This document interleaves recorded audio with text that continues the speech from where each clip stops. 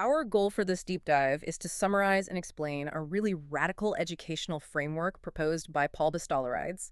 It is titled Mr. B's Teaching Philosophy: The Evolution of Accelerated Pedagogy, or Why Accelerated Learning Evolves Teaching. A very long title, but a very important document. Yeah, definitely. So the core premise we are unpacking today is that learning in the digital age is undergoing this seismic, necessary shift away from that standardized treadmill-style delivery towards something entirely customized. Right. We basically rethink the underlying psychology of how human beings absorb, retain, and apply knowledge. So it's not just a surface-level change. Not at all. The factory model relies on a system of compliance. Bastolarides is outlining a system of active engagement. Okay. The overarching framework he proposes is designed to transition learners from being passive recipients of information, just standing there while the treadmill moves them along, into being highly active participants who actually control the speed and incline of their own learning. Okay, well, let's unpack the mechanics of that. The framework makes a really vital distinction here. Accelerated learning is not about speed. It represents a total structural shift in how people encounter and process information. Traditional methods rely on what Bastolarides calls uniform pacing and standardized delivery. And because those traditional methods fail to meet diverse cognitive needs, they actually create artificial drag. The new approach emphasizes hyper-personalization. It allows the student to focus precisely on the exact gaps in their knowledge without being forced to review things they already know. In psychology, optimal learning happens in the flow state, where the challenge perfectly matches the individual's current skill level. Bastolarides outlines the creation of a closed, highly specific class ecosystem. An ecosystem. Yeah, think of it as a custom-built digital environment, often an app or a suite of interconnected tools developed specifically for that course. Within this digital space, the locus of control shifts entirely to the student. So they are in the driver's seat. Exactly. They choose how to interact with the material based on their unique neurological processing styles and their study skills. It is almost like giving every student their own customized digital sandbox. They all have the same goal, like build a castle, but they have the exact tools they need for their specific abilities. That's exactly it. The framework gives some incredibly practical examples of this too. It accounts for students who process better visually versus those who learn through auditory means. It builds in immediate accommodations for students who might have learning disabilities or who simply struggle with one very specific subtopic while excelling at others. And the underlying technology is what makes that differentiation invisible and seamless. How so? Well, the framework relies heavily on adaptive learning algorithms, instant feedback loops, and built-in accessibility tools. Things like real-time language translation and text-to-speech transcription. Let's look at the mechanics of instant feedback. The technology acts as an invisible scaffold, basically constantly adjusting to the learner's weight. And a major consequence of tearing down those analog walls is that the resources are no longer locked inside the physical classroom. The framework points out that learning becomes continuous rather than limited to a scheduled 45-minute lesson. Right, the walls come down. But let's look at the dark side of that for a second. What does this mean for the student's downtime? I mean, we know cognitive rest is essential. If technology makes the ecosystem continuous, are we risking massive student burnout by creating an expectation that they should be plugged into this digital sandbox 24/7? It's a fair question. However, looking closely at how this philosophy is structured, continuous learning does not equate to constant labor. Continuous in this framework is the opportunity to access the material is no longer gated by a school bell. It accommodates the natural circadian rhythms of learning. In the analog model, if you didn't grasp the lecture during that rigid morning window, you were simply out of luck. The continuous nature of this digital ecosystem empowers the student to engage when they are biologically and psychologically most receptive. It is about removing the artificial boundaries of time and space, allowing the student to step into the flow state on their own terms. But this leads to a massive paradigm shift, right?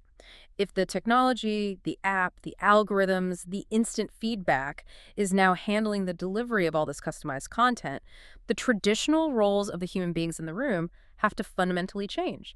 I mean, the teacher is no longer the sole dispenser of information. Oh, the roles don't just change, they are completely inverted. This is perhaps the most profound sociological shift in the entire framework. Really? Yeah, the era of the information monopoly is over. 50 years ago, the teacher was the unquestioned authority because they literally held the only textbook. Right, they had all the answers. Today, every student has the entirety of human knowledge in their pocket.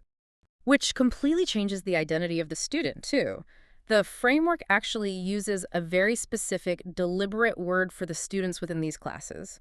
It refers to them as philosophers. Yes, philosophers. And their primary job as philosophers is to make ethical decisions in keeping their fellow classmates honest and accountable. The argument here is that this community-led ethics approach actually removes bias from the instructor and allows students to construct their own environment via critical thinking. It is a radical redistribution of power. We are moving from an autocracy to a collaborative network. It is like transitioning from a monarchy to a self-governing village. The teacher is no longer the king sitting on a throne dictating the law and dispensing the absolute truth. Right. Instead, the students have to figure out how to govern themselves. They have to engage in peer-to-peer accountability. And because of that, the framework notes that the teacher's role evolves into something entirely different. Yes, they take on new titles. Teachers become builders, guides, and facilitators. They build the digital ecosystem, and then they basically walk among the students to support understanding, challenge assumptions, and adapt the broader architecture based on how the village is progressing. The teacher is essentially the town planner. The town planner is an excellent analogy. If we connect this to the bigger picture, the teacher engineers the infrastructure, lays the roads, and ensures the water runs, but the students inhabit the town. They decide how to interact within it. But I see a potential flaw in this logic regarding bias. Oh, let's hear it. So, the framework claims that having students act as philosophers self-governing the space removes bias from the instructor. But if the human teacher is still the one acting as the builder of these apps, coding the ecosystem, and choosing the initial source materials, how does the student philosopher model truly neutralize the teacher's bias? That's a tough one. Right, because every algorithm, every app, every curated reading list inherently contains the invisible biases of its creator. Doesn't the builder bake their worldview right into the digital soil? That is a critical observation. And if we look at the deeper philosophical underpinnings of what Bossolaryds is suggesting, the goal isn't to achieve some sterile objective neutrality. Okay. A zero-bias vacuum is impossible in human education. The goal is a fundamental shift in the authority of truth. How does that shift actually neutralize the baked-in bias, though? Well, in a traditional lecture, the teacher's bias is delivered unilaterally as absolute unassailable fact. The student's job is passive acceptance. Right, just take notes and nod. But in this accelerated ecosystem, the teacher builds the sandbox. But by explicitly empowering students to be philosophers, by demanding that they critically evaluate their environment, question the source materials, and debate with one another, the authority shifts from the teacher's singular voice to the student's collective critical reasoning. I see. The builder designs the room, but they are no longer telling the students exactly what to think while they are inside it. Making the biases visible and subject to peer review is what effectively neutralizes the danger of passive indoctrination. The critical thinking itself is the antidote. I see. It is about transparency and active questioning. By forcing the students to define the ethics and the boundaries of their own learning community, they are constantly practicing intellectual self-defense. Exactly. That is fascinating. But it brings us to a very practical, mechanical problem. The environment is built. The roles are redefined into builders and philosophers. But how does the actual retention of knowledge happen in the human brain? The mechanics of learning. Right. If we don't have traditional lectures and we are abandoning the old model of memorizing flashcards for a Friday test, how do students actually remember the material? This is where we transition from philosophy to neuroscience. The framework relies heavily on the science of engagement. Active engagement is the central pillar of the entire structure. The teaching methodology completely abandons rote memorization and moves entirely toward interaction and application. Yeah, the framework explicitly names the scientific techniques replacing the old model. It relies on retrieval practice, spaced repetition, and project-based learning. And it argues that these specific methods scientifically improve long-term retention and deepen complex understanding far better than cramming. That is a perfect example of his methodology. Think about a standard open internet AI like ChatGPT. Right. A student asks a question, it spits out a polished summary, the student reads it, trusts it blindly, and just moves on. They haven't actually learned how to research anything. Exactly. But with Cosmos, the AI provides an answer and integrates citations that link directly to the exact page in the required free textbook. It forces the student to verify the source instantly. It shows them how to find the information rather than just handing them a completed thought. It's kind of like having a super smart, custom-built librarian in your pocket, carefully guiding you through a curated walled garden, rather than just dumping you into the wild west of the open internet. That is a great analogy. The open internet is just full of hallucinations. Because Cosmos only pulls from the professor's curated class materials, it mathematically guarantees accuracy within the context of the course. It literally cannot hallucinate outside those bounds. And there's some fascinating psychological guardrails built in, like Cosmos deliberately lacks conversational continuation. Which is huge. Hey, when you ask it a question, it answers you and then just stops. It doesn't ask, what else can I help you with today? Or prompt you to keep chatting. The intention there is to break the dopamine loop. Most modern apps are designed to hijack your attention. To keep you scrolling endlessly. Exactly. But the professor recognized that an educational tool shouldn't mimic a social media feed. You get your answer and you get back to your reading. This really embodies his philosophy of accelerated learning. Wait, accelerated learning. Does that mean rushing through the material? No, not at all. It's about personalization.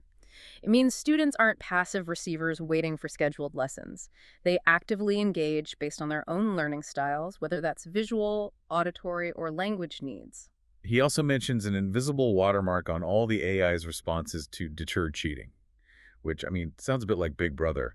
How does that work without invading privacy? It operates entirely on the level of syntax and hidden metadata. It doesn't track the student's personal computer at all. Oh, okay. Cosmos embeds undetectable linguistic patterns into its text.